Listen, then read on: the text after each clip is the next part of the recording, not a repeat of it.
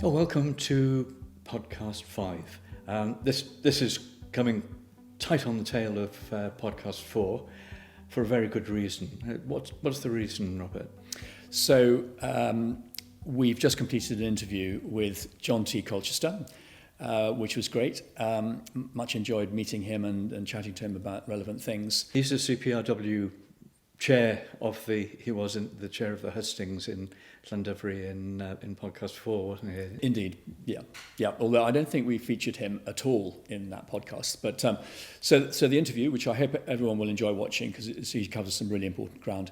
But the other reason why we're pressing on with podcast 5 is because of the nantmithil planning application, which has now been lodged. And what we want to do after the interview is to talk about how to object. It's really important that we get some points across here and people listen to that part of this podcast.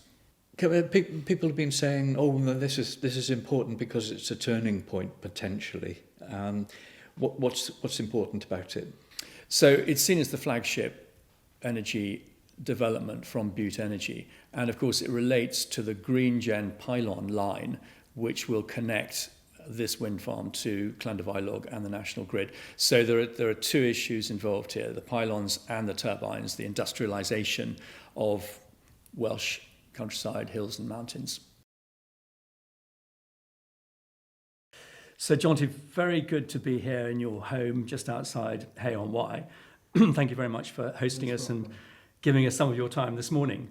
I thought we might start just by a little bit of background in terms of sort of who you are and how you've come to be involved in CPRW, and maybe tell us a little bit about what CPRW is. We don't assume that all our viewers and listeners will necessarily know. Well, I'll try to be very brief. I got involved because I love the countryside here. My wife runs a riding business and breeds horses here, this little farm here. And we got to know the countryside very well over the last 30 years around here. And it's a very, very precious countryside. So I come at it from the point of view of someone who loves the countryside. And I was roped into CPRW by a guy called Peter Seaman, who ran this branch, the Brecon and Radnor branch before. And before long, I seemed to end up running the charity for my sins. You're obviously good at saying yes. I'm obviously good at saying yes. And it is a very small operation, really. CPRW sounds quite big, and we have got thousands of members, but we are not a big organisation. Like a lot of voluntary organisations, we're really run by a very few people who do all the work. So CPRW has adopted a high profile when it comes to the debate about renewables and everything that's going on in Wales at the moment to do with wind turbines and pylons and so forth. So what is your view about that, John T? And how are we going to negotiate this going forward? Well, I'll try to give a brief answer, but it's very important that we're always being told we're NIMBYs. That's the main criticism against us. So it's very important to address at the outset the fact that we are not against net zero. We're not climate change deniers. We understand that there is a target at 2050 to provide all the energy, clean, that we need in Wales and elsewhere from Welsh sources. And we're not against that at all. We just think that this is the wrong way to go about it. Mm-hmm. I can understand why they need to really put a push on this. I just think that they're pushing in the wrong direction. Great Britain is a world leader in offshore wind. And if you need wind as much as you need wind, then it is a interruptible energy supply. It's not a consistent supply. But if you want wind, build it offshore. It is 1.5 times more expensive than onshore wind, but it's twice as efficient. And it's the efficiency that matters, because that gives you consistency of supply. As it is, we're paying onshore wind operators not to operate their windmills. This is a very, very expensive process, and it's costing British consumers a lot of money. Yeah. So CPRW are arguing, tell me if I've got this wrong, but CPRW are arguing that the proposals on the table at the moment are the wrong proposals. There are better alternatives, offshore being one of them. Could we possibly explore a little bit about why these current proposals are wrong? What you think is going to destroy the countryside, because that seems to be the nub of it, doesn't it? We've got precious countryside here in Wales, and this is all now under threat. The fact is that the Welsh Government has itself declared that beside the climate emergency, we have a nature emergency. Our countryside is under threat, and the species that live in it are under threat. Humans are very aggressive creatures who want to dominate all aspects of the planet and will do anything for growth, as we know. And this is causing tremendous damage to the countryside. And these human beings, like me and you, have to be constrained at times. And the idea that you can build industrial scale wind farms on top of precious natural habitats is a step in completely the wrong direction. We've got wind farms already in Wales. What is so different about these new proposals? Well, in the first place, they're 3 times the size. These windmills are 230 metres high. This is the height higher than the BT Tower in London. They are colossal. There are going to be 30 of them they want to put on the top of the Radnor forest. They're going to be visible for miles. And they'll also do incredible damage to the habitat that they're built upon. This is an ancient forest massif. It's covered in all sorts of flora and fauna. You're going to be the towers themselves are the least of our worries. They have to build huge roadways to bring 80-metre long components up to these sites from the valleys below. There are going to be enormous zigzag roads going up these hills to deliver these components. The country is going to be completely annihilated. Mm-hmm. So I think perhaps you're focusing on the current application for the nantmithil energy I am part. slightly, yes. Yeah. No. Well, that's a very good thing, actually, and I quite wanted to talk about that. So I had a little bit of spare time yesterday, and I read the entire planning document. Good heavens. For my sins, which was interesting. And of course, as you've intimated, the backdrop to all of this is the climate emergency, which seems to be the main justification for taking this route. But I was also I was interested in the different heights of the turbines, which you've referred to, and the scale of them. But I was also interested in reference to inward investment, and that these energy parks will produce jobs for the local area, and it's good for the economy of Wales. What do you feel about that, John T? I think it's hooey. I think, honestly, these have come about because speculative developers have seen an opportunity to make themselves a great deal of money. They've looked at these targets that the Welsh Government's imposed on itself, and they've said, what we can do is we can get permission to build onshore wind farms, and we'll be able to make an enormous amount of money out of them because they pay extremely high prices for alternative energy. All these bills are met by the British consumer. The intention of Butte Energy at Nantmithil is to build is to get permission to build these and its associated line, and then sell it to probably Copenhagen investment partners who will actually build the facility. So they will make a great deal of money simply by getting permission. That is their plan.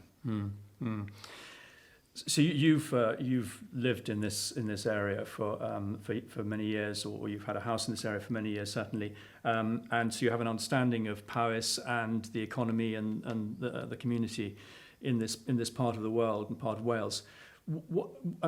What's it like here? What's the economy like? And are we talking about an area where there is good economic business going on? Are No. things in decline? How does it feel? This is another important aspect. I'm glad you've raised this because this is another important aspect.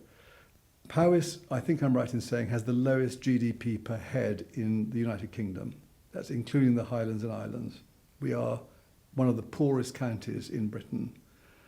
The principal employer that is not Powys County Council in Powys is tourism. We have an asset here which we are incredibly proud of and which we are on the point of destroying. And the effect on businesses in this area will be catastrophic. So local employment is going to suffer. You mentioned inward investment. Unfortunately, the investment of building onshore wind farms is a gang of people come, build it and go away again. There are no long-term jobs. There might be one caretaker looking after it for the rest of its life. There are no local jobs that are going to come with this at all.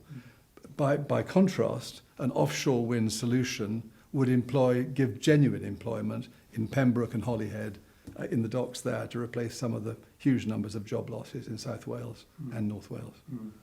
So there are two definite ways forward, and this is the wrong one. Yeah, very interesting.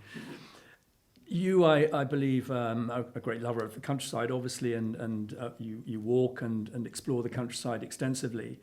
And I'm just wondering what your perspective is on the relative merits of the Cambrian Mountains, of this wilderness area, unspoilt wilderness area of Wales, on a worldwide basis. I mean, are we just sort of saying, well, these are local people who are obviously trumpeting about their own little countryside area, or are we talking something bigger here? If you compare what we have here in Wales with other world heritage and sort of beautiful areas and scenic areas. The Welsh countryside is world class. There is no question about it. I've walked for miles over these hills, and I really can tell you it stands shoulder to shoulder with the best the world can provide. And it seems to me that Wales doesn't do enough to make the most of this resource. It's such an extraordinary inheritance. For example, we don't seem to make much of the fact that the whole of world geology is named after Welsh geology. The Cambrian Age, the Precambrian Age, the Silurian Age, these are all Welsh names. Wales has an enormous place in the history of the world, and we can stand up with the best of them to tell people about it. Yeah, absolutely. And I couldn't agree more. And the trouble partly is that there are so few people who live in this part of Wales, and travelling up north, it is a genuine wilderness. And you think of the dark skies, don't you? Mm-hmm. Which will be wrecked by these ghastly flashing lights. This is the thing, isn't it? I was reading in the planning document, which of course explains all about the lighting, and because of the height of them and the aviation rules, and they'll all have these flashing lights. And I just thought, gosh, why would you wreck dark skies, which are so rare now, just in order to have huge turbines? It is very sad. We are passionate about dark skies as well. It's yet another unacceptable aspect of these developments. It's not a NIMBY thing. It's a catastrophe. Yeah, exactly. And because of the size and scale of these things, it will affect many hundreds of people, thousands of people probably. Because although these areas can be seen as not very heavily populated, if you compare them to the wildernesses of northern Scotland, for example, they are actually quite heavily populated. There are little villages all around the Radnor forest. There's Breckford, there's Llandegley. They're all there, and they're going to be 1.5 miles away from these turbines. Yeah. Just going back to the nantmithil application, because this is current, and I believe CPRW are keen for people to put in objections. Very keen, yes.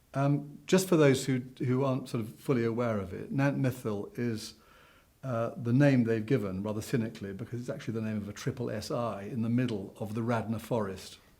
The Mithil Brook runs through the Radnor forest. And the Radnor forest is a plateau, a big massif, very near the Welsh border, basically going into England. And it's locally very, very well liked and well loved. It's a massive landmark in this area. This application was, so to speak, validated by PEDU on the 18th of November. And we have until the 23rd of December. They've timed this quite deliberately, knowing that everybody's very, very busy at this time of year. We have until the 23rd of December to submit objections. So the time to act is now. I believe you're going to be able to put some sort of link to show people how to object. It is difficult to object, but please do prevail. It is, one might even say it's deliberately difficult to object. It's a very complicated planning document, and simple objections like "I don't like wind farms" won't cut any mustard. They have to be planning objections. But if there is a particular topic that you know about, that you care about, you should definitely object. And please do so. The more people that can object, the more the inspector will have to take into account other people's feelings on this issue. Yeah, yeah. And nantmithil is described as the flagship. It's a very, very large development. Yeah. It's a humongous development, 230 metre wind towers. It's a massive development. And do you think if nantmithil gets permission, do you think it's a bit like the dominoes falling and all the other ones will also begin permission? How do you think this might play out? I think once there is momentum, it's going to be very difficult to stop. The Green Gen line will be necessary because nantmithil's been permissioned. Aberedo will be necessary because there's a Green Gen line in place. And then if you've done that, well, why not do Brungill one as well? Yeah. And then Banky could come in, and so on and so forth. So the dominoes would tend to fall, I think. So we are going to die in the ditch to try and stop this application going through. Yeah. And Jonty, I know you're very keen that all the different campaign groups work together. Absolutely. What's your feeling about that? I know there are various differences between the people who object to these developments, and I would just urge everybody, please, to overcome whatever differences they have with other local groups and accept that we need to focus all our energies, all our collective energies, on fighting these applications. If I could just tell you for a moment that this is a very, very small operation. We are simply made up of volunteers, of people with goodwill who are working round the clock right now. Sarah Bond and Christine Hugh-Jones are the two people at CPRW who are working on this day and night because of the deadline. They're going through this application line by line. It is an incredible labour of love by people who love the countryside, and they are all volunteers. None of them are paid.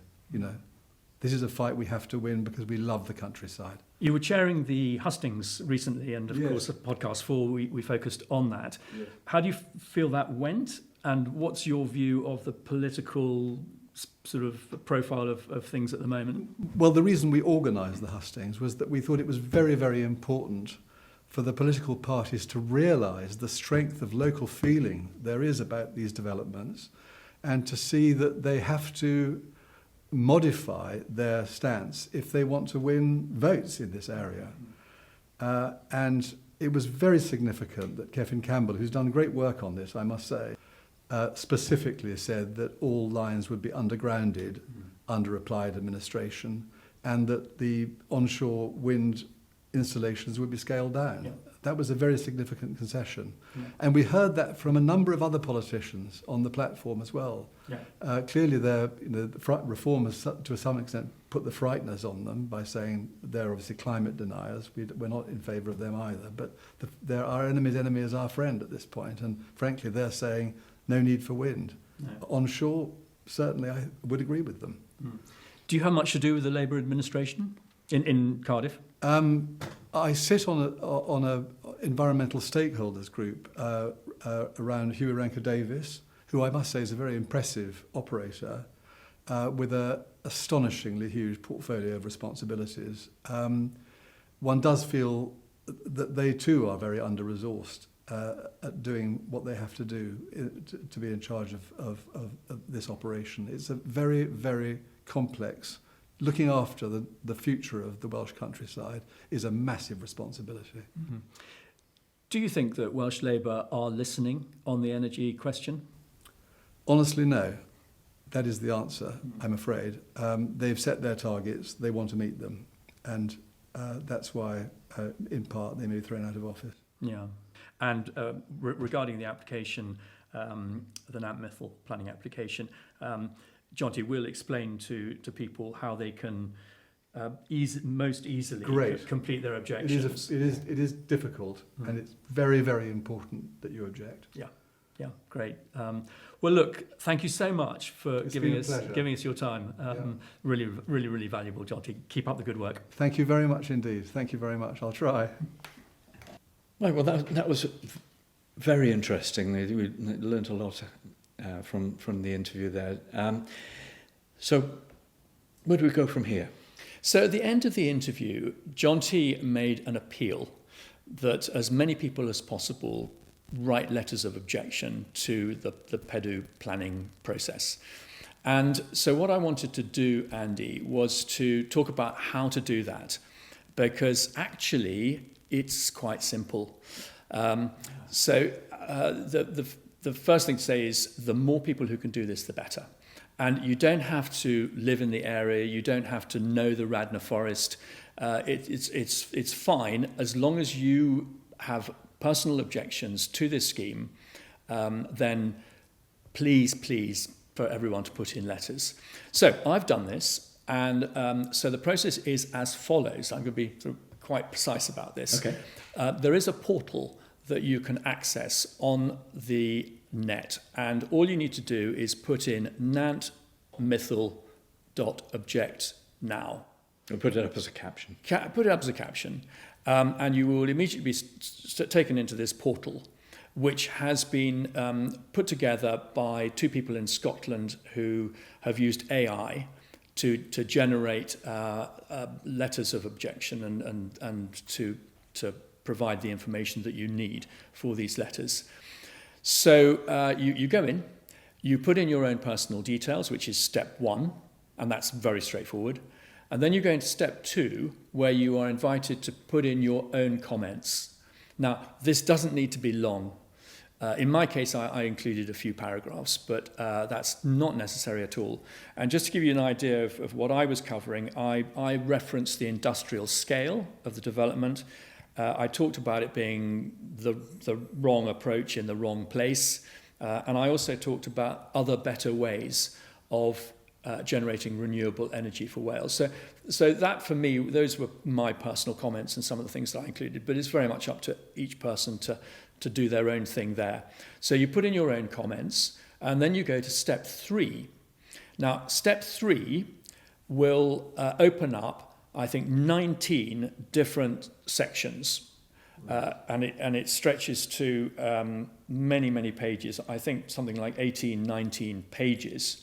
And just to show people, so this is my first page, and they've obviously topped my details on there for the letter. Then it would go into and then my personal comments, which actually come at the end. Then it goes into all those different sections, and then you get to the end, and you get the additional comments, which are the comments that you have already put in step 2. So they get put at the end of the letter, and then it's signed off with your name, yours faithfully, and that then completes the letter. So the advice that we're being given, Andy, is that please can all of the content be included. So you are given the chance to edit and to take out bits or to add bits that you want. But to be honest with you, it's so massive that you're much better off just including the whole thing. And the reason for that is anything that is not a valid planning point will be disregarded. So the information that's provided on the portal, all of that is very valid planning points. And I'm told that there are 52 violations. AI is a wonderful thing. We rely on it so much. AI has picked up 152 planning violations in the planning document. What that they've made. The Butte Energy, or their advisors, their planning advisors, have included 150 planning violations, things that should have been in there that aren't in there, or inaccurate, or whatever they are. And so the letter that you are signing up to, that will be lodged with PEDU, covers all of those 152.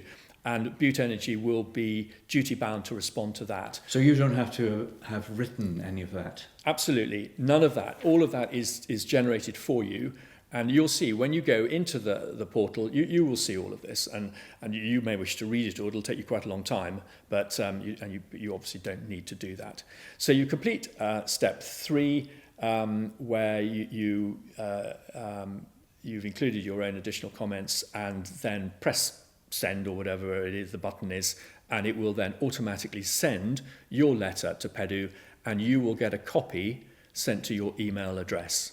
And that's it. And I reckon that you could complete it within about 15-20 minutes, to be honest. You could take longer if you wanted to add lots of comments of your own, but in truth it's a very quick process. And how much do you need to know about all this? You don't, and you certainly don't need to be an expert on planning. In fact, very few people are. I'm certainly not.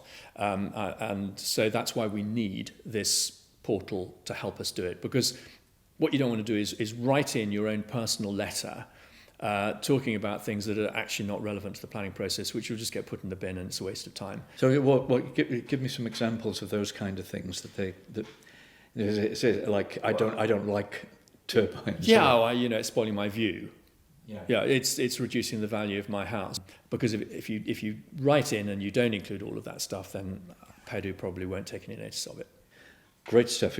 And so going back to John T's appeal, please try and do this. We know that we're running up to Christmas and everyone's busy and the weather's been bad and all that kind of stuff.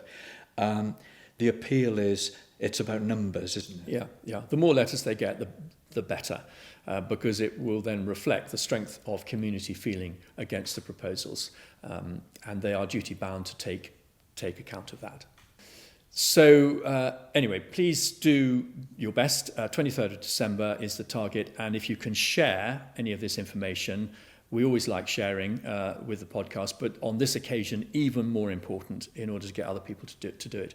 So is that us done then? I think it is us done. So we break for Christmas now, and then we've got some new stuff in January, early in January. We'll be back on the airways again. Yeah, so happy Christmas to everyone, and have a good one. Thank you for all your support.